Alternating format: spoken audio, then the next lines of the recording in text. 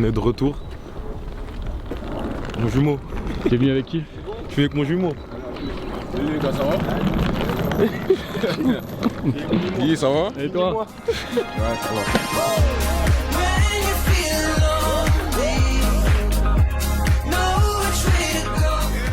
Et bienvenue dans la quotidienne tout le monde, comment ça fait plaisir de retrouver les Bleus à Clairefontaine. Oui, les joueurs de l'équipe de France de retour au château depuis hier pour préparer les matchs face à la Côte d'Ivoire et à l'Afrique du Sud. Vous le voyez sur ces images de Guillaume Bigot avec la Fédération Française de Football. Alors déjà, première chose, vous n'avez pas remarqué un truc un peu depuis hier là? Quand vous levez les yeux vers le ciel, ouais, il se passe un truc.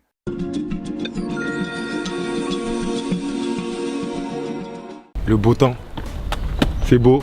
En plus il fait beau donc tant mieux. J'arrive avec le soleil de Manchester. Ah bah là, toute la semaine. On va prendre des couleurs à Clairefontaine. Hein. Ah, il fait beau, hein. Tu nous as ramené le soleil. Ouais, c'est bien, il fait beau. En plus il y a le beau temps, t'as vu? Ah oui. Allez, bon après-midi à tous, à ce soir. Du côté des petits nouveaux, on rappelle que Christopher Nkunku, William Saliba et Jonathan Klaus ont découvert le château avec les A hier. Une vraie découverte, oui, pour Jonathan Klaus, le Lensois. Ça y est, t'y es devant le château? Je sais même pas où c'est là qu'on rentre. Ouais. Voilà. Ah c'est. Ouais.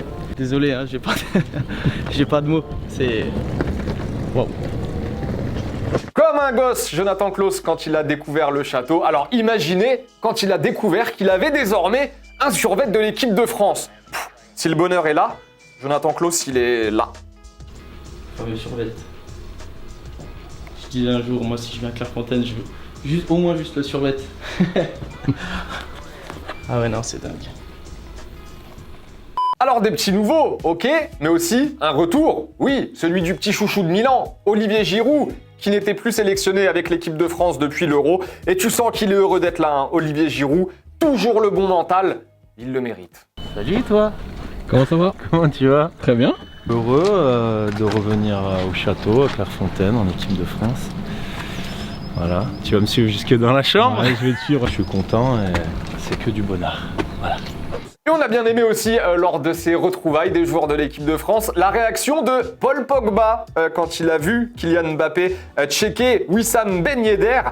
Pogba, tu sens qu'il a vu le match de la veille en Ligue 1. Ouais, il est au courant, évidemment. Oui, c'est comment?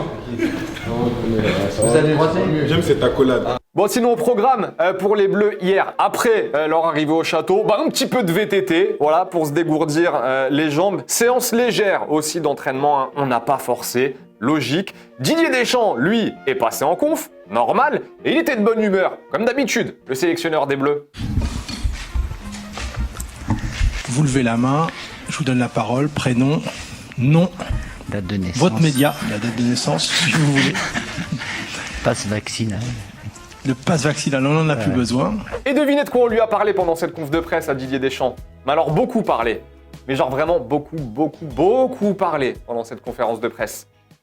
Pourquoi t'as rappelé Olivier Giroud à la place de Karim Benzema? Olivier Giroud n'est sur Olivier Giroud et sur la notion de statut. Est-ce que le retour d'Olivier Giroud a un statut? Nouvelle question sur Olivier Giroud. Bon, en gros, si on vous colle toutes les réponses de Didier Deschamps sur Olivier Giroud, la quotidienne va durer à peu près 29 minutes et clairement, on n'a pas le temps. Donc on vous met un petit extrait pertinent, hein, et ça suffira. C'est toujours la grande difficulté quand il y a un joueur qui a un statut. S'il n'a pas ce même statut et qu'il est toujours là, c'est très difficile à vivre, pour pas dire impossible. C'est comme ça. C'est pas spécifique à Olivier, il y en a eu d'autres avant. C'est humainement très difficile à vivre. Question du jour, les potos, le retour en équipe de France d'Olivier Giroud pour pallier au forfait de Karim Benzema est-il logique? Selon vous, est-ce un choix normal de la part de Didier Deschamps ou vous auriez préféré quelqu'un d'autre? Vous nous dites tout, on en reparle demain. Bon, à part ça, la conférence de presse de Didier Deschamps a donc duré 35 minutes, c'était complet. En gros, il a aussi annoncé qu'il allait avoir du turnover entre les deux matchs du côté des joueurs. On va donc voir pas mal de joueurs différents et ça, c'est une bonne chose. On verra donc Jonathan Klaus, logiquement. On va dire que c'est le petit nouveau qui a le plus fait parler de lui. Hein. Mais Didier Deschamps, il met en garde quand même. C'est pas la fête à Jonathan, c'est pas son jubilé.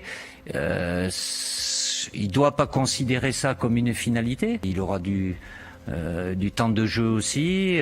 Après, la seule vérité, c'est celle du terrain. Et c'est celle-là qui l'a mené. Allez, les 2 commentaires sélectionnés en réponse à la question d'hier. On vous demandait si le PSG pouvait s'effondrer d'ici la fin de saison, hein, comme l'évoquait Marquinhos en zone mixte après la rencontre de dimanche. Ouais, elle nous dit ce serait historique de voir le PSG s'effondrer, mais je reste réaliste. Je crois en leur 10e titre, dans une ambiance désagréable. Par contre, Maxime nous dit oui, c'est possible, une spirale négative, des clashs entre la direction et les supporters ou les joueurs pourraient amener à un scénario catastrophe pour le PSG.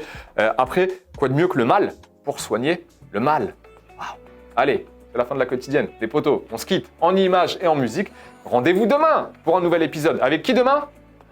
Avec Julien. Je sais pas. Salut. Don't